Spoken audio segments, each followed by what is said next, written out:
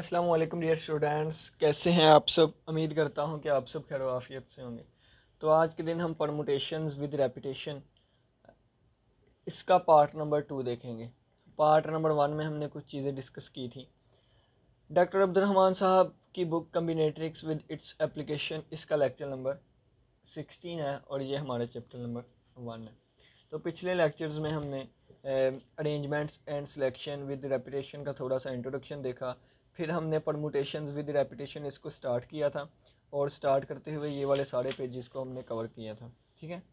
और फिर जब हम यहाँ तक पहुँचे थे तो हमारे पास टाइम ख़त्म हो गया था। तो आज हम मल्टीसेट से स्टार्ट करेंगे और ये वाली सारी चीज़ें कवर करने की कोशिश करेंगे, ठीक है। तो ये वाली सारी चीज़ें हम आज के लेक्चर में कवर करेंगे और फिर कल के लेक्चर में हम रिपीटेड सिलेक्शंस देखेंगे, यानी कि कम्बिनेशन विद रेपिटेशन, ठीक है। तो आज का हमारा जो लेक्चर है वो परमुटेशन विद रेपिटेशन है। हमने जो चीज़ें कल के लेक्चर में डिस्कस की पहले उनको हम थोड़ा सा देख लें। सबसे पहले हमने कहा था कि हमारे पास एक सेट है जिसमें एलिमेंट्स आ गए A1, A2, A3, so on AN। हमने कह दिया था कि ये जो भी सारे एलिमेंट्स है ये सारे एलिमेंट्स क्या है, डिस्टिंक्ट है, यानी कि डिफरेंट है, डिस्टिंक्ट है।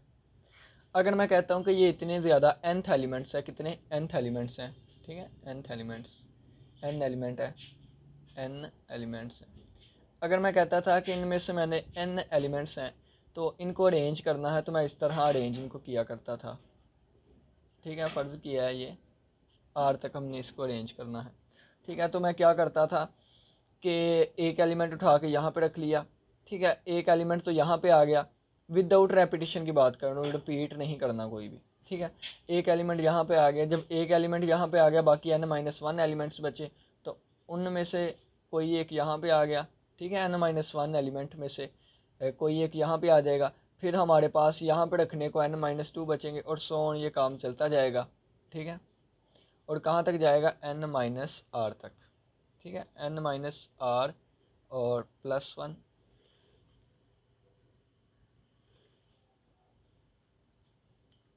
ठीक हो गया। ये काम ऐसे चलता गया। फिर हमने क्या किया था, हमने इस तरह किया कि ये हमारे पास जो चीज़ आ गई है, ये हमारे पास फ़र्ज़ किया आठ सीटें थी, ठीक है। कितनी, 8 सीट्स थी, ठीक है। तो ये काम यहाँ तक चल गया और फिर हमने क्या किया, इसको मल्टीप्लाई डिवाइड किया था और करने के बाद यहाँ से एक फार्मूला बना लिया था कि ऊपर n फैक्टोरियल आ गया और नीचे n-r का फैक्टोरियल आ गया और ये फार्मूला हमारे पास परमुटेशन का बन गया था। ये कैसे प्रूव हमने किया था पिछले लेक्चर में सारा डिटेल से डिस्कस किया हुआ है, ठीक है। ये परमुटेशन का फार्मूला उस वक्त हमारे पास आया था जब हमारे पास नो रेपिटेशन हो, ठीक है। दूसरे अल्फाज में अगर आपको बताऊं तो अगर हमारे पास n ही सीट्स हों, फ़र्ज़ किया कि n ही सीट्स हैं हमारे पास, तो फिर क्या था, यहाँ n आना था, यहाँ n-1, यहाँ n-2, यहाँ n-3 और सो ऑन चलता चलता ये हमारे पास 3 to 1 पे ख़त्म होना था और इसका आंसर n फैक्टोरियल आ जाना था। अगर हम इस तरीके से देखें तो ये n p n आ जाना था, क्योंकि r की वैल्यू भी अब n ही है, क्योंकि अब n सीट्स हैं या n पोजीशंस हैं, ठीक है। तो ये हमारे पास n factorial over n factorial आ जाता था। तो ऊपर वाले का फैक्टोरियल डिवाइडेड बाय 0 फैक्टोरियल 1 होता है, तो ये n फैक्टोरियल आ जाता था ओवर 1, तो n फैक्टोरियल आ गया। ये बातें उस वक्त थी जब एलिमेंट्स हमारे पास डिस्टिंक्ट थे, ठीक है, यानी कि रेपिटेशन लो नहीं थी और डिस्टिंक्ट भी थे और रेपिटेशन अलो नहीं थी।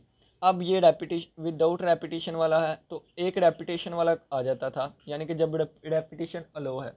रेपिटेशन अलो का मतलब क्या है, पहले मैं विदाउट रेपिटेशन वाला बता दूं कि अगर मेरे पास दो एलिमेंट हैं A1 और A2, ठीक है, A1 और A2, और इसको दो सीटों पे हमने अरेंज करना है तो कितना आंसर आएगा।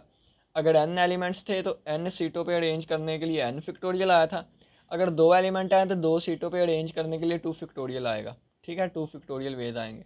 तो 2 फैक्टोरियल इक्वल होता है 2 के, यानी कि हमारे पास A1 A2 आ जाएगा और A2 A1 आ जाएगा। ये हमारे पास दो तरीके आ गए अरेंज करने के, ठीक है। लेकिन जब हम विद रेपिटेशन की बात करें तो विद रेपिटेशन में हम कैसे करेंगे, तो अगर हमने A1 A2 इसको अरेंज करना है तो एक तरीका ये होगा, एक ये होगा। अब रेपिटेशन लो है तो A1 A1 भी आ सकता है, A2 A2 भी आ सकता है। तो अब देखिए मेरे पास कितना आंसर आ गया, अब मेरे पास आंसर आ गया 4, ठीक है। कितने आंसर आ गए, 4 आ गए। ये 4 कैसे आंसर आया, अब इसके पीछे जो फार्मूला होगा वो मैं ड्राइव करूँगा, ठीक है। ये हमने पिछले लेक्चर में ड्राइव किया था। अगर फ़र्ज़ किया मेरे पास n से r सीट्स हैं, कितनी r सीट्स हैं, r सीट्स हैं और n एलिमेंट्स हैं, और एलिमेंट्स कौन से हैं, ये वाले हैं, डिस्टिंक्ट एलिमेंट है, ठीक है। तो फ़र्ज़ किया यहाँ पे कितने एलिमेंट आ सकते हैं, यहाँ में n एलिमेंट्स आ सकते हैं, ठीक है। a1 भी आ सकता है, a2 भी, a3 भी, an भी, कुछ भी आ सकता है।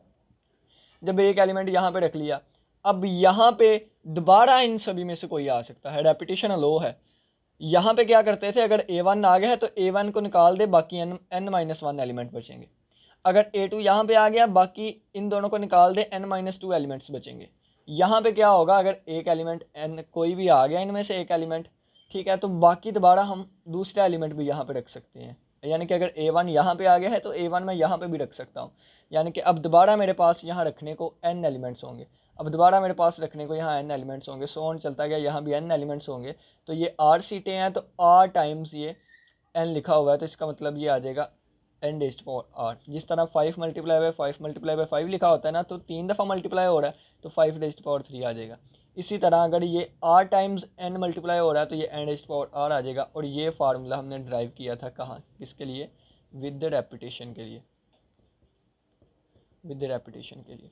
और ये कब लगेगा, जब एलिमेंट्स डिस्टिंक्ट हो लेकिन विदाउट रेपिटेशन के लिए ये, और एलिमेंट्स डिस्टिंक्ट हो लेकिन रेपिटेशन के लिए ये मेरे पास फार्मूला लगेगा। अगर हम 2 की बात करें, यानी कि 2 को 2 पे ही अरेंज करना है, तो 2 रेज़्ड पावर 2 आ जाएगा, 4 आ जाएगा। और ये देखें 1 2 3 4, तो हमने इसके लिए फार्मूला ड्राइव कर लिया। फिर तीसरी बात हमने डिस्कस की थी, ये हमारा केस हो गया। अब तीसरा हमने डिस्कस किया था, अगर हमारे पास सेट आ जाए a1, इस तरह का सेट आ जाए a1 a1 a1 a2 a2 a3 a3 a3 a3। अब ये देखें, फिर हमने कहा कि अगर इस तरह का सेट आ जाए कि जिसमें एलिमेंट्स रिपीट हो जाए करें, अब यहाँ पे डिस्टिंक्ट ऑब्जेक्ट नहीं रहे बल्कि अलाइक हो गए, एक जैसे। तो ये 3 एक जैसे हैं, ये 2 एक जैसे हैं, ये 3 एक जैसे हैं। अब इनको कैसे हम अरेंज करेंगे, ठीक है। तो इसके लिए हमने जो कल फार्मूला ड्राइव किया था वो ये था कि टोटल हमारे पास 1 2 3 4 5 6 7 8 9 सीट्स हैं, तो हमारे पास आ जाएगा 9 फैक्टोरियल। और पहले इसके लिए 3 सीट्स हैं, तो 9 फैक्टोरियल 3 फैक्टोरियल, यानी कि इसके लिए आएगा हमारे पास 9c3, ठीक है।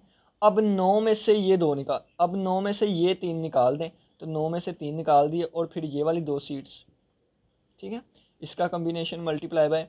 अब देखें टोटल 9 थे, तो 9 में से ये 3 भी निकाल दें, ये 2 भी निकाल दें, 9 में से ये 3 निकाल दिए, ये 2 निकाल दिए, बाकी 1 2 3 4 बचे। तो ये हमारे पास इस तरह इनको था।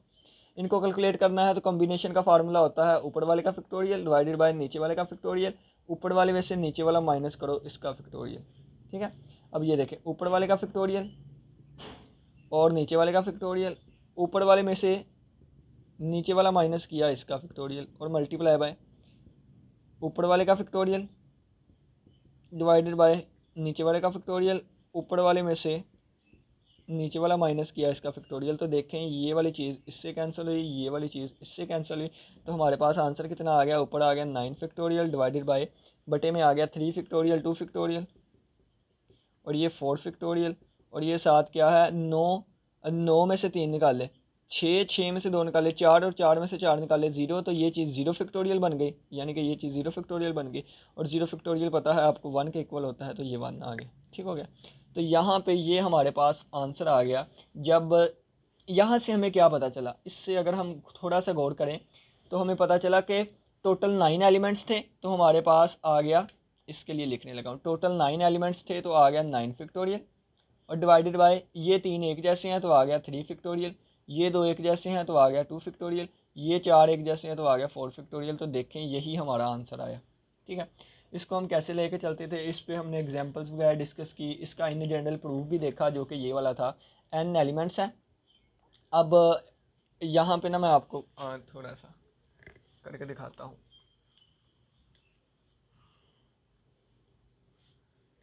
अब देखिएगा यहाँ पे, अब मैं सेट लेने लगा हूँ इन जनरल, ये तो मैंने एज ए एग्जांपल लिया ना, अब मैं इन जनरल एक सेट लेने लगा हूँ, ठीक है। कौन सा, इन जनरल सेट। मैं कहता हूँ, अब देखें, अब इस सेट को मैं कैसे लिख सकता हूँ, इस सेट को अगर मैंने लिखना हो तो मैं ऐसे लिख सकता हूँ, 3 टाइम्स हमारे पास a1 आ रहा है, ठीक है, और 2 टाइम्स हमारे पास a2 आ रहा है, और 4 टाइम्स हमारे पास A3 आ रहा है। और इसी तरह के सेट को हम क्या कहते हैं, मल्टी सेट। इसको क्या कहते हैं, मल्टी सेट। ठीक है, मल्टी सेट अभी मैं बुक से क्या है मैं आपको सारा डिस्कस करवाऊंगा। ठीक है, अब ये 3 2 1, अगर मैं इसकी जगह इन जनरल चीज़ कर दूं तो मैं क्या कहूँगा कि R1 टाइम्स A1 आ रहा है। R1 कितना है, जितना मर्जी हो जाए, 10 हो जाए, 20 हो जाए, 30 हो जाए। ठीक है, R2 टाइम्स हमारे पास A2 आ रहा है। R3 टाइम्स हमारे पास A3 आ रहा है। अब इन जनरल कर रहा हूँ ना, और सो ऑन इसी तरह Rn टाइम्स An आएगा। ठीक है, तो फिर इसके लिए फार्मूला क्या बनेगा, तो फार्मूला ये बनेगा कि आप इन सभी को प्लस कर लेना तो n एलिमेंट्स बनेंगे। कैसे, क्योंकि पहला एलिमेंट ये है, दूसरा ये है, तीसरा ये है, चौथा ये है। ठीक है, सभी को अगर आप ऐड करेंगे तो ये हमारे पास n एलिमेंट्स बनेंगे। और इसके लिए जो फार्मूला हमारे पास आएगा वो ये होगा कि n factorial, total elements n है ना, तो n फैक्टोरियल नज़र आ रहा है आप लोगों को, हाँ जी ठीक हो गया। तो इसके लिए जो फार्मूला बनेगा वो होगा n factorial divided by R1 का फैक्टोरियल, क्योंकि ये एक जैसे एलिमेंट है। उसके बाद R1 का फैक्टोरियल, R2 का फैक्टोरियल, R3 का फैक्टोरियल, और सो ऑन कहाँ तक गया, Rn का फैक्टोरियल। ठीक है, तो ये हमारे पास इस तरह चीज़ें बनती हैं। और यहाँ पे n फैक्टोरियल लिखा गया है। देखिए बच्चे, पहले हम इससे एग्जांपल लेते हैं। तो ये हमारे पास 3 था, ये हमारे पास 2 था, ये हमारे पास 4 था। तो 4 2 6 और 3 9, टोटल 9 बन गया। ठीक है, इसमें टोटल 9 एलिमेंट्स हैं। तो इसमें भी कितने एलिमेंट्स आएंगे, टोटल कितने एलिमेंट्स होंगे, इसको प्लस करें, इसको प्लस करें, इसको प्लस करें, सो ऑन इसको प्लस करें। तो इसको जब इनको सभी को प्लस करेंगे ना, ठीक है, तो हमारे पास रिक्वायर्ड आंसर आ जाएगा कि कितने इस सेट में एलिमेंट्स हैं। तो उनका factorial divided by R1 times A1 है तो इसका फैक्टोरियल, R2 टाइम्स A2 है इसका फैक्टोरियल, R3 टाइम्स इसका फैक्टोरियल, और Rn टाइम्स है तो इसका फैक्टोरियल। ठीक है, तो ये हमारे पास इन जनरल फार्मूला आ गया। ठीक है, तो अब हम बुक से देख लेते हैं मल्टी सेट को। उन्होंने पहले एग्जाम्पल नंबर 34 दी हुई है, तो एग्जाम्पल नंबर 34 भी हम कर लेते हैं। एग्जाम्पल नंबर 34, वो 34 में कहता है कि हमारे पास एक मल्टी सेट है, m is equal to 3 times a है, 3 टाइम्स a आ गया, और 2 टाइम्स b है, और 1 टाइम्स c है। ठीक है, तो इसको अगर हम देखें तो इसका कैसे बनेगा हमारे पास, ये टोटल पहले हम देखें तो ये R1 है, ये R2 है, ये R3 1 है, 1 टाइम्स आ रहा है ना, ये 1। तो 3 + 2, तो हम लिखेंगे 3 + 2 + 1 इसका फैक्टोरियल, और डिवाइडेड बाय R1 की जगह 3 है, 3 फैक्टोरियल, R2 की जगह 2 है, 2 फैक्टोरियल, और इसकी जगह 1 है तो 1 फैक्टोरियल। तो ये हमारे पास बनेगा 6 फैक्टोरियल डिवाइडेड बाय 3 फैक्टोरियल और 2 फैक्टोरियल। इसको बाद में आप कैलकुलेट कर लीजिएगा। ठीक है, अगर इसी चीज़ को इधर लिखना हो तो हम क्या लिखेंगे, इस तरह लिखेंगे 6 टोटल एलिमेंट्स हैं, और फिर 3 टाइम्स रिपीट हो रहे हैं, 2 टाइम्स रिपीट हो रहा है, और 1 टाइम रिपीट हो रहा है, तो हम इसको ऐसे लिखते हैं। ठीक है, तो ये हमारे पास एग्जाम्पल नंबर 34 हमारी सॉल्व हो गई है। अब हम बुक से पढ़ लेते हैं थोड़ा सा, ताकि हमें चीज़ें मज़ीद अंडरस्टैंडिंग हो। तो यहाँ पे लिखा हुआ है मल्टी सेट। ठीक है, मल्टी सेट क्या है, we know that set is a collection of well defined and distinct object. हम जानते हैं कि सेट में वेल डिफाइंड और डिस्टिंक्ट ऑब्जेक्ट होते हैं, जस्ट लाइक अ सेट, एक सेट की तरह। लेकिन एक मल्टी सेट जो होता है is a collection of object, इसमें ऑब्जेक्ट की कलेक्शन होती है, बट द एलिमेंट्स में नॉट बी डिस्टिंक्ट, लेकिन एलिमेंट जो है वो डिफरेंट भी हो सकते हैं। ठीक है, उन्होंने कहा है कि एलिमेंट जो है वो डिफरेंट नहीं भी हो सकते। फॉर एग्जांपल दी हुई है A B A C B A, तो A यहाँ पे 3 दफ़ा आ रहा है, B 2 दफ़ा आ रहा है, C 1 दफ़ा आ रहा है। ठीक है, तो उन्होंने कहा है कि ये सेट जो है कंसिस्ट करता है 3 times A, 2 times B and 1 times C। This multi set can also be written, इस मल्टी सेट को हम इस तरह भी लिख सकते हैं 3 डॉट A, 2 डॉट B और C। In general the multi set M जो है वो देखिए R1 टाइम्स A1 है, R2 टाइम्स A2 है। ये इन जनरल फॉर्म मैंने यहाँ पे आपको लिख के दिखाई थी। ठीक है, और इसके बाद ये ब्ला ब्ला ब्ला आप खुद पढ़ लीजिएगा, नोट लिखा हुआ है इसमें। इन्फिनिटी टाइम्स भी कोई एलिमेंट आ सकता है, ये लिखा है infinity multiply by B. Example number 34 है, उन्होंने कहा है कितनी परमुटेशंस बनेगी इनकी। ठीक है, 3A और 2B और C है, तो ये मेरे पास 10 आंसर आ जाएगा। तो ऊपर उन्होंने 5 फैक्टोरियल लिखा है, ऊपर उन्होंने 5 फैक्टोरियल लिखा है। हाउ इट इज़ पॉसिबल, नहीं, from the given multi set M we observe that A is repeated 3 times, A 3 times repeat कर रहा है, बी 2 टाइम्स और सी 1 दफ़ा है। तो टोटल एलिमेंट्स कितने हैं? 5 नहीं है, टोटल एलिमेंट्स 6 है। तो यहाँ पे इनसे मिस्टेक हुई है, क्योंकि हम पीछे पढ़ के आए थे। देखें, मैं पीछे वाला इसका प्रूफ भी आपको दिखा देता हूँ। ये देखें, एन क्या है? टोटल एलिमेंट्स हैं, ठीक है, और बाकी नीचे उनका हम फिक्टोरियल को डिवाइड करते हैं। यहाँ पे अगर हम देखें तो देखें, यहाँ पे सारा क्लियर यहाँ पे हो जाएगा। ये देखें, ए भी लिखा हुआ है ना, 3 3 और 4, टोटल 4 है। 3 एक जैसे हैं, एक जैसा है, ठीक है। तो टोटल 4 हैं, तो 4। अब नीचे वाले को हमेशा सम करेंगे, ऊपर वाले के इक्वल आएगा। 3 और 1 4, तो ऊपर 4 आ गया। 3 4 1 5, ऊपर 5 आ गया। तो नीचे वाले को जब भी हम प्लस करें, ऊपर वाला आता है। यहाँ पे देख लें, 5 और 3 8 आ रहा है, 4 और 4 8 आ रहा है, लेकिन यहाँ पे ऊपर वाला 6 नहीं आ रहा। तो ये यहाँ पे मिस्टेक है, आप इसको ठीक कर लीजिएगा। ठीक हो गया। अब एग्जाम्पल नंबर 35 है। एग्जाम्पल नंबर 35 में वो क्या कहता है आपको मैं बता देता हूँ। ठीक है, एग्जाम्पल नंबर 35। अब देखें example number 35। Example number 35। Example number 35 से पहले ना मैं आपको नंबर थ्योरी का एक कंसेप्ट बताऊंगा, जो कि हम पिछले सेमेस्टर में इसको पढ़ के आए थे। थर्ड सेमेस्टर में नंबर थ्योरी पढ़ी थी। उसमें हम कहते थे कि इसका मतलब है ए डिवाइड करता है बी को। ठीक है, इसको क्या कहते थे? A divides B. ठीक है, और इसको ऐसे भी लिख सकते हैं कि B is a multiple of A. B is a multiple of A. ठीक है, इधर से पढ़ेंगे तो A divides B, A is a divisor of B, और यहाँ से पढ़ेंगे तो हम कहेंगे B is a multiple of A. अगर इसको हम ओपन करके लिखना चाहें तो हम लिखते थे बी इज़ इक्वल टू ए सी, और सी यहाँ पे कोई भी इंटीजर है। अगर इंटीजर हुआ तो फिर हम कहेंगे कि ए डिवाइड्स बी। ठीक है, यहाँ पे जो बी है ये is a multiple of A. B जो है वो ए का मल्टीपल है। ठीक है, बी जो है वो ए का मल्टीपल है। यानी कि अगर और सिंपल करना चाहूँ इसे, तो मैं लिखूँगा B over A is equal to C. यानी कि अगर बी को किसी नंबर ए से डिवाइड करवाएं और वो पूरा पूरा तकसीम हो के एक इंटीजर आ जाए, तो हम कहेंगे कि बी जो है ये ए का मल्टीपल है। ठीक है, तो चलिए आइए, उन्होंने कहा है कि आप शो करें 4n इसका फैक्टोरियल जो है ये is a multiple of, is a multiple of, is a multiple of, यानी कि ये चीज़ किसका मल्टीपल है? 2⁻³ डॉट मल्टीप्लाई बाय 3⁻n इसका। यानी कि वो कहते हैं कि साबित करें ये वाली चीज़ जो है ये मल्टीपल है इसका। तो यानी कि अगर हम इसको फॉलो करें तो हमने क्या चीज़ शो करवानी है? हमने ये शो करवाना है कि 4n जो है इसका फैक्टोरियल अगर इसको डिवाइड करें 2⁻³ डॉट 3⁻n से, तो इसका आंसर इंटीजर आना चाहिए। क्या आना चाहिए? कोई ना कोई इंटीजर आना चाहिए। तो अब आपको समझ आ गई। यानी कि अगर ए डिवाइड करता है बी को, हम लिख सकते हैं बी इज इक्वल टू ए सी। तो ए इधर आकर डिवाइड हो गया बी ओवर सी। अगर बी ओवर सी का आंसर एक इंटीजर आ गया तो हम कहेंगे कि B is a multiple of A. इसी तरह अगर 4n इसका फैक्टोरियल डिवाइडेड बाय ये वाली चीज़, इसका आंसर एक इंटीजर आ गया तो हम कहेंगे कि ये वाली चीज़ इसका मल्टीपल है। ठीक है, तो चलिए जी हम सॉल्व करते हैं। सबसे पहले हमने एक कंसीडर कर लिया, एक सेट कंसीडर कर लिया। अब देखें ऊपर 4n का फैक्टोरियल आ रहा है, तो मुझे मालूम हो गया कि इसमें 4n एलिमेंट्स होने चाहिए। तो मैंने क्या कर दिया, 4a1 4a2 4a3 और सो ऑन मैंने ले लिया 4an तक। ठीक है, अब ये देखिए रेपिटेशन आ गए।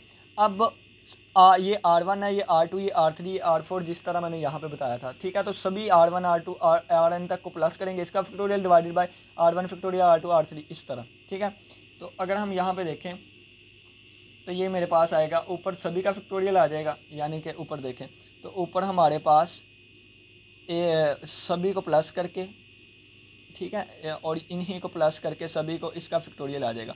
और ये चीज़ें कितनी टाइम्स हैं? तो ये देखें a1 a2 a3 an, n times 4 है। ठीक है, n टाइम्स 4 होगा, और डिवाइडेड बाय इस 4 का फैक्टोरियल, डिवाइडेड बाय इस 4 का फैक्टोरियल, डिवाइडेड बाय इस 4 का factorial, divided by so on कहाँ तक गया, इस 4 का फैक्टोरियल। ठीक हो गया, तो ये हमारे पास चलता गया। अब ये भी कितनी टाइम्स है? n टाइम्स है, क्योंकि फर्स्ट टाइम 4a है, सेकंड टाइम 4a है, थर्ड टाइम 4a है, और ये सोन कहाँ तक, a nth टाइम 4a है। ठीक है, तो ऊपर मैंने nth टाइम इसको प्लस किया तो ये हमारे पास 4n आ जाएगा। कैसे आ गया? फ़र्ज़ किया मैं 2 + 2 करता हूँ ना, तो 3 दफ़ा 2 को प्लस किया, इसका मतलब ये 2 × 3 आ जाएगा। ठीक है, 3 2 बार 6, तो देख लें 3 2 बार 6, 2 4 6। ठीक है, इसी तरह अगर n टाइम्स हमारे पास 4 प्लस हो रहा है तो इसको 4 × n लिख दूंगा, और इसके साथ फैक्टोरियल है तो साथ इसके फैक्टोरियल आ जाएगा, और डिवाइडेड बाय, अब ये देखें 4 टाइम्स 4 फैक्टोरियल, ये n टाइम्स आपस में मल्टीप्लाई हो रहा है। कितने टाइम्स? n टाइम्स आपस में मल्टीप्लाई हो रहा है। तो यहाँ पे एग्जांपल मैंने आपको कोई बताई थी पीछे, हाँ, कौन सी बताई थी कि अगर 5 × 5 × 5 है तो हमें इसे 5⁻³ लिख सकते हैं। इसी तरह ये n टाइम्स आपस में मल्टीप्लाई हो रहा है तो मैं इसे 4 फैक्टोरियल की पावर n लिख सकता हूँ। ठीक है, यहाँ तक आ गया। अब देखें, अब 4 फैक्टोरियल किसके इक्वल होता है? तो 4 फैक्टोरियल इक्वल होता है 4 × 3 × 2 × 1। ठीक है, तो 4 फैक्टोरियल होता है 4 × 3 × 2 × 1, इसका इसकी पावर n आ गई। ठीक है, तो ऊपर 4n की पावर यही आ गई है, और नीचे अगर हम बात करें तो हमें 2⁻³ लेके आना है। तो ये 3 वैसे का वैसे ही 3 को हमने साइड पे कर दिया, और ये 4 2 बार इस 4 को लिख सकता हूँ 2⁻²। तो नज़र आ रहा है आप लोगों को? हाँ, इस 2 को एंड पे देखे ना, एंड पे यहाँ पे, अब मैं तीर बना के कैसे दिखाऊँ, यहाँ पे देखिएगा, यहाँ पे। ठीक है, तो इस अब यहाँ यही चीज़ उठा के हम यहाँ पे ले आते हैं। ठीक है, तो ऊपर 4n इसका फैक्टोरियल है, और नीचे हमारे पास आ रहा है, अब 4 को लिख सकता हूँ 2⁻², और ये साथ हमारे पास 2 मल्टीप्लाई हो रहा है, तो टोटल हमारे पास 2⁻³ बन गई, और साथ 3 बन गया, और मल्टीप्लाई बाय 1 है, और इसकी पावर n आ गया। तो ये हमारे पास आ गया 4n का फैक्टोरियल डिवाइडेड बाय 2 की पावर 3, इसकी पावर n लैदा हो गई, उसकी पावर n लैदा हो गई, तो 2⁻3n आ गया, और डार 3⁻n आ गया। ठीक है, अब ये चीज़ आ गई। अब देखें कि इसका आंसर कभी भी अशारिये वाला नहीं आ सकता। क्यों नहीं आ सकता? क्योंकि जितना भी आप चैप्टर नंबर 1 पढ़ आए हैं, चैप्टर नंबर 1 ख़त्म होने वाला है, सिर्फ एक एक्सरसाइज रह गई है। कभी आपने देखा है कि परमुटेशन या कम्बिनेशन का आंसर बटे में आए या अशारिये में आए? बटा मीन के जो सोल्व नहीं होता, अशारिये में आए, कभी भी नहीं। परमुटेशन कम्बिनेशन हमने जितनी भी की है उसका आंसर हमेशा एक एग्जैक्ट नंबर आता है। ठीक है, तो ये परमुटेशन, ये कम्बिनेशन था, परमुटेशन लेके चला था मैं, तो इसका आंसर भी कभी शारिये वाला नहीं आ सकता। इसका आंसर अगर हमारे पास आएगा तो कोई ना कोई होल नंबर आएगा, और होल नंबर हमारे पास इंटीजर होता है। ठीक है, तो हमारा साबित हो गया कि 4n factorial divided by 2⁻3n और 3⁻n इसका इंटीजर आता है। तो यही चीज़ तो हमने साबित करवानी थी। ये देखें ना कि 4n factorial divided by 2⁻3n और मल्टीप्लाई बाय 3⁻n, इसका आंसर एक इंटीजर आना चाहिए। इसका आंसर इंटीजर आ गया, तो अब हम कहेंगे कि 4n इसका फैक्टोरियल ये मल्टीपल है किसका? 2⁻3n मल्टीप्लाई बाय 3⁻n का। ठीक है, तो हमने साबित कर दिया कि ये चीज़ इसका मल्टीपल है। ठीक हो गया। तो अब हमारे पास ये वाली एग्जांपल नंबर 35 थी जो कि कंप्लीट हुई। अब हम एग्जांपल नंबर 36 पे चलते हैं। तो उससे पहले ये वाला आप सारा देख लें, कितना प्यारा, मैं चीज़ों को ग्रेज नहीं था करना चाहता, इतना प्यारा लिखा जा रहा था। आप लोग की राइटिंग तो प्यारी से प्यारी होगी, मुझे तो यही अच्छी लग रही थी थोड़ी सी। ठीक है, अब कपड़ा किधर गया जिससे मैंने इसको रेस करना है?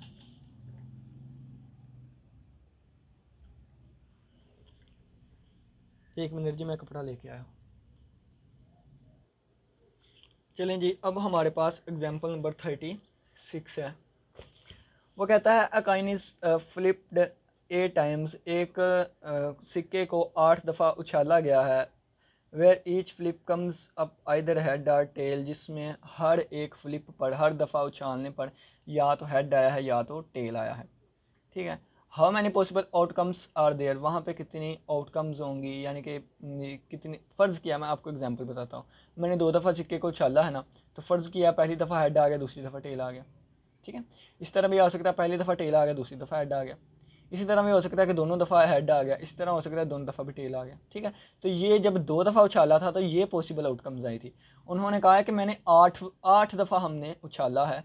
ठीक है, तो कितनी आउटकम्स आएंगी? ठीक है, ये हमने 2 के लिए तो हमारे पास कितनी आ गई, 2 के लिए तो हमारे पास 4 आ गए। ठीक है, तो हमने देखना है कि अब देखें 2 के लिए कितनी आ गई, 4 आ गई। 2 के लिए कैसे 4 आई, तो आप 2⁻2 कर लें। ठीक है, यानी कि 2 ही आउटकम्स आ सकती है ना, हेड टेल। ठीक है, अब 3 के लिए करके देख लेते हैं। यहाँ पे सोल्व हो गया, देखिए क्वेश्चन 3। अगर फ़र्ज़ किया है कि 3 दफ़ा उछाला है, तो फ़र्ज़ किया है पहली दफ़ा हेड आ गया, दूसरी दफ़ा टेल आ गया, तीसरी दफ़ा भी टेल आ गया। ठीक है, हो सकता है तीनों दफ़ा हेड आ गया, हो सकता है कि पहली दफ़ा हेड आ गया, दूसरी दफ़ा भी हेड आ गया, तीसरी दफ़ा टेल आ गया, हो सकता है पहली दफ़ा हेड आ गया, दूसरी दफ़ा टेल फिर हेड आ गया। ठीक है, और इसी तरह अगर हम लेके चलें तो हो सकता है कि तीनों दफ़ा टेल आ जाए। ठीक है, ये टेल हेड टेल आ जाए और टेल टेल हेड आ जाए। ठीक है, टेल टेल और बाकी कितनी हो गई हमारे पास, हेड टेल टेल आ जाए, हेड हेड हेड आ जाए। ठीक है, और टेल हेड हेड आ जाए। ठीक है, तो कितने हो गए, 1 2 3 4 5 6 7 8 हो गए। तो अब ये देखें, इन दोनों को अगर हम कंपेयर करें तो ये 2 थे तो आंसर 4 आए थे, यानी कि फ़र्ज़ किया कि 2 है और 2 है, यानी कि 2 को 2 दफ़ा उछाला था, यानी कि 2 दफ़ा उछाला था तो हमारे पास आंसर 4 आ गया था। यहाँ पे मैंने 3 दफ़ा उछाला है, कितनी दफ़ा, 3 दफ़ा उछाला है, और आउटकम मेरे पास 2 ही आती है, या हेड या टेल, इसका आंसर 8 आ रहा है। तो कैसे आएगा, तो अगर हम थोड़ा सा गौर करें, ये 2⁻³ कर दें, 2⁻² कर दें, यानी कि 2 ही आउटकम्स आ सकती हैं, 2 ही आउटकम आ सकती है। अगर हमने इसको 2 दफ़ा उछाला है तो 4 आउटकम्स आ सकें, 2 ही आ सकता है, या हेड या टेल। ये 2 मैं लिख रहा हूँ ना नीचे जो बड़ा ये वाला, इसका मतलब है या हेड आ सकता है या टेल। 3 दफ़ा उछाला है तो आंसर आ जाएगा 8, तो 8 आउटकम्स आए। इसी तरह अगर ये देखें, हेड आ सकता है या टेल आ सकता है, अगर 8 दफ़ा उछालूंगा तो कितना आंसर आएगा, 256। ठीक है, अब ये मैंने डायरेक्ट ही आंसर निकाल लिया, यानी कि जब हमने 8 दफ़ा निकाला पहले पार्ट का आंसर आ गया हमारे पास। कैसे आया फिर भी हम डिटेल से डिस्कस करेंगे। How many outcomes exactly 3 heads, कितनी आउटकम्स होंगी क्या सिर्फ और सिर्फ 3 दफ़ा हेड आए। तो इस क्वेश्चन को पहले मैं समझा देता हूँ। अगर मैं कह दूँ कि कितनी आउटकम्स होंगी कि सिर्फ एक दफ़ा हेड आए, इसमें अगर कह देता तो ये वाली होती, ये वाली नहीं क्योंकि 2 दफ़ा हेड आ रहा है, ये भी नहीं क्योंकि 2 दफ़ा हेड आ रहा है, ये भी नहीं 2 दफ़ा हेड आ रहा है, ये भी नहीं कोई दफ़ा हेड नहीं आ रहा, ये आ सकता है 1 दफ़ा हेड, ये 1 दफ़ा हेड, इसमें भी नहीं। तो कितनी हुई, 1 2 3 हुई हमारे पास सिर्फ। ठीक है, तो इसी तरह हम फिर इसको देखेंगे कि अगर हमने 8 दफ़ा उछाला है तो 3 दफ़ा हेड आ रहा है, एग्जैक्टली वो कितनी होंगे। How many contains same number of head and tail, same number of head और टेल कितने होंगे। अगर अब यहाँ पे देखें, एक ही हेड एक ही टेल, एक ही टेल एक ही हेड, तो यहाँ पे 2 केसेस हैं। ठीक है, यहाँ पे कोई भी नहीं, क्यों, क्योंकि यहाँ पे हमारे पास 3 चीज़ें हैं, कभी भी इक्वल नहीं हो सकती। ठीक है, तो चलिए आइए इस क्वेश्चन को सोल्व करना स्टार्ट करते हैं। तो सबसे पहले 8 दफ़ा उछाला है तो हम लिखेंगे, पहला पार्ट करने लगे। 8 दफ़ा उछाला था तो 1 2 3 4 5 6 7 और 1 8। पहली दफ़ा उछाला या तो हेड आ सकता है या टेल, दूसरी दफ़ा उछाला या हेड आ सकता है टेल, तीसरी दफ़ा उछाला या हेड या टेल, या हेड या टेल, या हेड या टेल। तो 8 दफ़ा या हेड या टेल आ सकता है। 2⁸ हमारे पास आंसर आ गया। तो 2 बार 4 4 2 बार 8 2 बार 16 32 64 128 256, ये आ गया 256। ठीक है, अब दूसरा पार्ट लेके चलते हैं। तो वो दूसरे पार्ट में कहता है कि हमारे पास जो है ये दूसरे पार्ट में वो कहता है हाउ मैनी एग्जैक्टली 3 हेड्स अकर, यानी कि एग्जैक्टली 3 हेड आए। तो टोटल हमारे पास 8 दफ़ा हमने उछाला है, कितनी दफ़ा, 8 दफ़ा उछाला है। तो हम कहते हैं एग्जैक्टली 3 हेड आए। जब एग्जैक्टली 3 हेड आए तो हमें पता चल गया कि ऑटोमेटिकली बाकी जो 5 हैं वो क्या हुआ करेंगी, 5 जो है वो टेल। ठीक है, एग्जैक्टली 3 दफ़ा हेड आए तो 8 दफ़ा जो उछाला है, बाकी 5 बचे ना, तो 5 बार टेल आएगा। ठीक है, तो ये हमारे पास इस तरह बन जाएगा, ऊपर 8 फैक्टोरियल और डिवाइडेड बाय 3 फैक्टोरियल 5 फैक्टोरियल। ठीक है, या आप इसको एक सेट में बंद कर सकते हैं कि फ़र्ज़ किया है हेड हेड हेड, यानी कि ये वो चीज़ है कि जिसमें हेड आ गया, हेड आ गया, हेड आ गया, टेल आ गया, टेल आ गया, टेल आ गया, टेल आ गया, टेल आ गया, यानी कि जितनी दफ़ा भी हम सिक्के को उठाएंगे ना, इस सेट में से आंसर आना चाहिए, यानी कि 3 ही हेड आएँ और जो है हमारे पास 5 टेल्स आएँ करें। ठीक है, तो इसके हिसाब से ये हमारे पास इसका आंसर निकाल लें तो आ जाएगा 8 7 6 और 5 फैक्टोरियल 5 से कैंसिल होगा, बाकी रह गया 3 फैक्टोरियल, ये इसके साथ कैंसिल, 8 7 बार 56, तो 56 आंसर आ जाएगा। ठीक है, अब तीसरे में वो कहता है कि जितने हेड हो उतनी ही टेल्स हो। तो ये हमारे पास सिंपल सादा सा क्वेश्चन है, जितने हेड हो उतनी ही टेल्स हो, तो ये हमारे पास 4 ही हेड 4 ही टेल्स।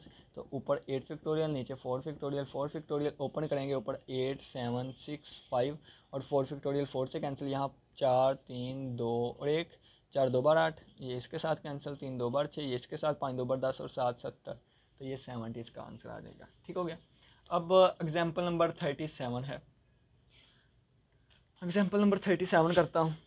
तो ये वाला क्वेश्चन, क्वेश्चन नंबर 37 और 38, एग्जाम्पल नंबर 37 और 38 सेम ही है, सिर्फ फ़र्क कहाँ पे है, रेपिटेशन और विदाउट रेपिटेशन में। ठीक है, तो पहले क्वेश्चन को समझ लेते हैं थोड़ा सा। क्वेश्चन में कहता है in how many ways 4 digit number can be formed from digit 2 3 4 5 6 7 6 8 when digits are not repeated. अब देखें, पहले हम डिजिट्स देख लेते हैं कौन कौन से हैं। डिजिट्स हमारे पास कौन कौन से हैं? डिजिट हमारे पास है 2 3 4 और 5 6 और 8। तो डिजिट कितने हैं? 2 4 2 6 डिजिट है, 2 4 6, ठीक है। तो यहाँ पे मैं अपने से लिख लेता हूँ number of digits. Number of digits, कितने डिजिट्स हैं मेरे पास? तो मैं इसको n कह देता हूँ, ये मेरे पास 6 हैं, ठीक है। इसके बाद देखें तो उसने कहा है कि 4 डिजिट नंबर बनाना है हमने, ठीक है। तो डिजिट कितने वाले बनाने हैं, इस पर मैं क्वेश्चन मार्क लगा देता हूँ। तो हमने 4 वाले बनाने हैं, ठीक है। तो n is equal R is equal to 4 बन जाएगा, ठीक है, जो हमने बनाने हैं। तो यानी 4 सीटें होंगी हमारे पास इनको रखने के लिए। अब उसने कहा है कि व्हेन नो रिपीटेशन, और बिल्कुल यही एग्जांपल यहाँ पे है, ठीक है। और लेकिन यहाँ पे क्या है, यहाँ पे कैन बी रिपीटेड, यानी कि रिपीट हो सकते हैं, ठीक है। तो ये रेपिटेशन और नॉन रेपिटेशन है, तो हम यहाँ पे एक छोटा सा यहाँ पे लाइन लगा देते हैं और यहाँ पे हम नो रेपिटेशन वाला केस कर लेते हैं। नो रेपिटेशन, रेपिटेशन, और यहाँ पे हम कह देते हैं विद रेपिटेशन, ठीक है। दोनों एग्जांपल्स को एक ही दफ़ा सॉल्व करेंगे। इसका पहला पार्ट में वो दोनों में कहता है how many of these 4 digit numbers are, यानी कि कितने 4 डिजिट नंबर बनेंगे, ठीक है। तो 4 डिजिट नंबर कितने बनेंगे, चलिए जी देखिए। 4 डिजिट बनाने हैं, इसको फिल करेंगे और इसको भी और इसको भी और इसको भी, इसको भी और इसको भी और इसको भी और इसको भी, ठीक है। तो यहाँ पे देखें टोटल 6 डिजिट हैं। 6 यहाँ में इसमें 6 में से कोई एक आ सकता है। तो या पहला आ सकता है, या पहला आ सकता है, या दूसरा, या तीसरा, या चौथा, या पांचवा, या छठा, कोई एक आ सकता है। जब कोई एक यहाँ पे आ गया, रेपिटेशन लो नहीं है, बाकी बच के 5, तो 5 में से कोई एक यहाँ पे आ सकता है, या पहला, या दूसरा, या तीसरा, या चौथा, या 5, कोई भी आ सकता है 5। तो यहाँ पे एक यहाँ पे खर्च हो गया, बाकी रह गए 4, तो 4 में से कोई एक यहाँ आ सकता है। एक यहाँ खर्च हो गया, बाकी रह गए 3, तो 3 में से कोई एक यहाँ आ सकता है, ठीक है। एक तरीका तो ये है, इन सभी को मल्टीप्लाई कर दें। दूसरा तरीका ये है कि हम 6 में से कितनों को सिलेक्ट करेंगे, हम 6 में से 4, ठीक है, यानी कि 6 लेटर को यूज़ करते हुए हम 4 प्लेसेस पे रखेंगे। इसका आंसर आप यही आएगा, दोबारा इसको कैलकुलेट कर लीजिएगा, ठीक है। यहाँ पे बात करें विद रेपिटेशन की, तो यहाँ पे 6 में से कोई एक आ सकता है। अब जो आ गया है वो भी दोबारा यहाँ आ सकता है, यहाँ पे जो खर्च हो गया वो भी दोबारा आ सकता है। तो बाकी दोबारा 6 बचे, दोबारा 6, दोबारा 6, तो हमारे पास 6 रेज़्ड टू पावर 4 आ गई। और अगर हम देखें तो इसका फार्मूला आता है N raised to power R, तो एन की वैल्यू 6 है और आर की वैल्यू हमारे पास 4 है। तो ये आप कैलकुलेट कर लीजिएगा। पहला पार्ट हमारा हुआ क्लियर, ठीक है, विद रेपिटेशन और विदाउट रेपिटेशन। अब दूसरे पार्ट में हमसे कहता है कि इवन नंबर आपने लेके आने हैं। कौन से? इवन नंबर, ठीक है, इवन नंबर आपने लेके आने हैं। तो दूसरे में हम आ जाते हैं, दूसरे में हमने इवन नंबर, ठीक है, यहाँ पे भी इवन नंबर। अब इवन नंबर कैसे बनेगा? तो ये तो इधर हम रफॉर्मल कर रहे हैं, रफॉर्मल यहाँ पर करेंगे। तो 2, ये हमारे पास जो डिजिट है 2 3 4 5 6 और 8। इवन वो नंबर होता है कि जिसके राइट पे एंड पे हमारे पास 2 से डिवाइड होने वाला कोई आ जाए, ठीक है। तो ये हमारे पास 2 भी हो सकता है, 2 का मल्टीपल आ जाए, 2 भी हो सकता है, 6 भी हो सकता है, 4 भी हो सकता है। यानी कि अगर एंड पे ये वाले डिजिट आ गए ना, ये वाले डिजिट, तो हमारे पास वो इवन हो जाएगा, इवन, ठीक है। तो पहले हम प्लेसेस बना लें, 1 2 3 4, 1 2 3 और 4। देखें ये 4 कितने नंबर हैं, नंबर ऑफ़ डिजिट्स कह लें, तो ये हमारे पास 4 आ रहे हैं इवन बनाने वाले। तो यहाँ पे 4 में से कोई एक आ सकता है, यहाँ में से 4 में से कोई एक आ सकता है। जब 4 में से कोई एक यहाँ पे आ गया, बाकी कितने बच गए? बाकी हमारे पास इनमें से 3 बच गए, इनमें से 3। और इवन के बगैर वाले कितने बच गए? एक 3 था, एक 5 था, ठीक है। तो ये हमारे पास 2 ये हैं और 3 ये, 5 बच जाएंगे। बाकी 5 में से कोई एक यहाँ पे आ जाएगा, ठीक है। जब 5 में से कोई एक यहाँ पे आ जाएगा, ये 3 का मतलब है कि यहाँ पे 4 डिजिट थे, 4 में से एक कोई एक यहाँ पे आ गया, बाकी रह गए 3। तो 3 ये वाले हैं और 2 ये वाले, ठीक है। तो 5 रह गए बाकी। आप सिंपल ये कह लें कि एक एलिमेंट यहाँ आ गया ना, तो टोटल एलिमेंट कितने थे? 6 थे। तो बाकी रह गए 5। तो 5 में से टोटल एलिमेंट 6 थे, इवन बनाने वाले 4 थे, ठीक है। तो 4 कोई एक यहाँ पे आ गया, जब एक खर्च हो गया तो टोटल 6 थे। 6 में से यहाँ 5, यहाँ पे 4 बाकी बचेंगे रखने के लिए, यहाँ पे 3 बाकी बचेंगे, ठीक है। तो इनको मल्टीप्लाई कर लें तो हमारे पास रिक्वायर्ड आंसर आ जाएगा, ठीक है। या आप यहाँ पे आ जाएं, अब बात करते हैं। या ये 4 3 बार 12, ज़रबे 5 2 बार 10 और 10 2 बार 20, तो 12 2 बार 24, 240 बनेंगे, ठीक है। यहाँ पे बात करें तो 4 में से कोई एक यहाँ पे आ गया। अब रेपिटेशन अलो है, जब 4 में से कोई एक आ गया दोबारा वो यहाँ पे आ सकता है। तो बाकी टोटल कितने एलिमेंट है? 6। तो 6 6 6, ठीक है। अब एक यहाँ पे छोटी सी एग्जांपल देता हूँ। फ़र्ज़ किया मेरे पास 2 ये वाला है ना, यानी कि ये 3 डिजिट है, इनसे मैंने एक 2 डिजिट वाला बनाना है। तो मैं कैसे बनाऊंगा, देखें, छोटी सी एग्जांपल है ना, अच्छे समझ आएगी। अगर फ़र्ज़ किया मेरे पास 3 ही डिजिट है और मैंने 2 प्लेसेस वाला बनाना है, तो मैं क्या करूँगा, इवन बनाना है तो यहाँ पर 2 भी आ सकता है, 4 भी आ सकता है। ठीक है, 2 भी आ सकता है, 4 भी, यानी कि यहाँ पर मेरे पास कितने डिजिट्स आ सकते हैं, 2 आ सकते हैं। ठीक है, जब 2 आ गए तो 2 में से एक आएगा। ठीक है, आ 2 सकते हैं लेकिन रखूँगा तो मैं एक ही ना, तो वो 2 भी रख सकता हूँ, वो 4 भी रख सकता हूँ। अब देखें यहाँ पे कितने बचते हैं, तो जब एक यहाँ पे आ गया, बाकी 3 में से यहाँ 2 बचेंगे, तो टोटल हमारे पास 4 आएंगे। 4 कैसे पॉसिबिलिटीज़ बनी, वो ये बनी, 2 यहाँ पे आ सकता है, 3 2 भी आ सकता है, यहाँ पे 4 2 भी आ सकता है, यहाँ पे 2 4 भी आ सकता है, यहाँ फिर 3 4 भी आ सकता है। तो देखें 4 पॉसिबिलिटीज़ बनी, 2 और 2 4। कैसे बनी ये मैंने आपको समझा दिया। ठीक है, थोड़ा सा माइंड पे जोर दीजिएगा, आपको इनकी समझ आ जाएगी। ठीक है, तो ये हमारे पास 6 और मल्टीप्लाई बाय 4 आ जाएगा। ठीक हो गया। अब तीसरा केस वो हमसे कहता है,